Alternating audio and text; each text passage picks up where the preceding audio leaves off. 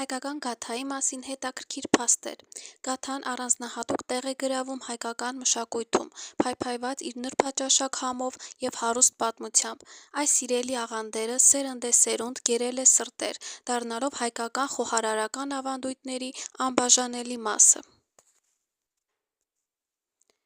Դարեր առաջ գաթան զարգացել է հայկական մշակույթի հետ մեկտեղ, նրա համը պատմում է ավանդույթների և ժառանգության պատմությունը։ Գաթան վկայում է Հայաստանի խոհարարական վարպետության և մշակութային հարստության մասին։ Իր բազմազան համերով, խորը սիմվոլիզմով և մնայուն ժառանգությամբ գաթան շարունակում է տպավորել բոլորին։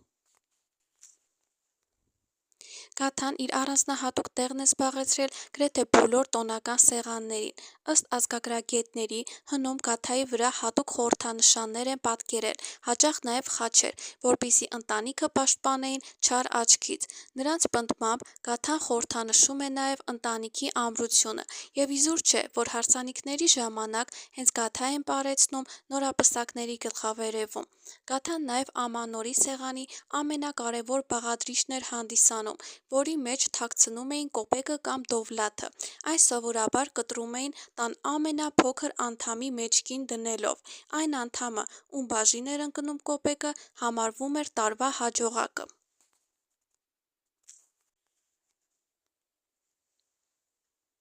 Գաթան պատրաստում են գրեթե բոլոր տոներին։ Հնուց ի վեր այն զարդարել է նշանդրեքի, հարսանիքի, ամանորի, բարեկենդանի և շատ այլ տոների սեղանները։ Նախկինում այն պատրաստել են մեղրով ու դոշաբով, իսկ այժմ օգտագործվում է առավելապես շաքարավազը։ Գաթայի բազմաթիվ տարատեսակները տարբեր ձևեր ու չափեր են ունեցել, յուրաքանչյուրն իր իմաստով ու կիրառությամբ։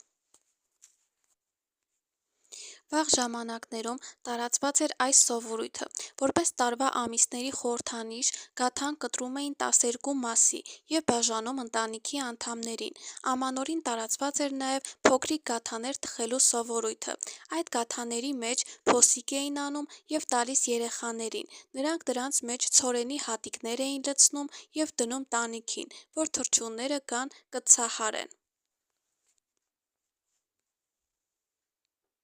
Գյումրիում մինչև օրս էլ պահպանվել է ամանորին գաթա թխելն ու մեջը մետաղադրամ մատանի դնելը, տվյալ իրը նա պետք է իր մոտ պահեր ողջ տարին։ Գաթան հայկական ավանդական քաղցրավենիք է, պատրաստվում է հիմնականում ալյուրից, շաքարից ու կարագից։ Գաթայի մի տեսակ՝ շաքարագաթա, ունի լույսն ու փափկությունը։ Կան տարբեր տեսակի գաթաներ՝ դդումով, ընկույզով և այլն։ Բաղադրությունն ու ձևը տարբերում են Հայաստանի տարբեր տարածաշրջաններում։ Գաթան կապված է ընտանիքի, ավանդույթների և հյուրասիրության հետ։ Գաթան համարվում է հյուրերին մատուցելու հպարտություն։ Գաթան ունի իր յուրահատուկ բույրը, որը սիրում են շատերը։ Գաթա բառացիորեն նշանակում է շերտ՝ պայմանավորված նրա շերտավոր կառուցվածքով։ Հին ժամանակներում այն թխում էին թոնդրում, հաց թխելուց հետո մնացած տաքության միջոցով։ Որքան առանձնահատուկ ու հետաքրքիր են գաթայի հետ կապված ավանդույթներն ու հավատալիքները, նույնքան էլ հետաքրքիր է գաթայի նախշազարդումը, որը յուրահատուկ խորհուրդ ունի։ Գաթայի վրա նախշերն արվել են հատուկ գործիքի՝ գաթանախշիչի օգնությամբ, որը հիմնականում պատրաստված է եղել փայտից և կավից։ Հաճախ հանդիպող խորհրդանիշներից են եղել երկնային լուսատուների պատկերները, որոնք կապվել են լուսնային կամ արևային պաշտամունքի հետ։ Քրիստոնեական շրջանում առավել գերակշռող է դառնում խաչի սիմվոլիկան։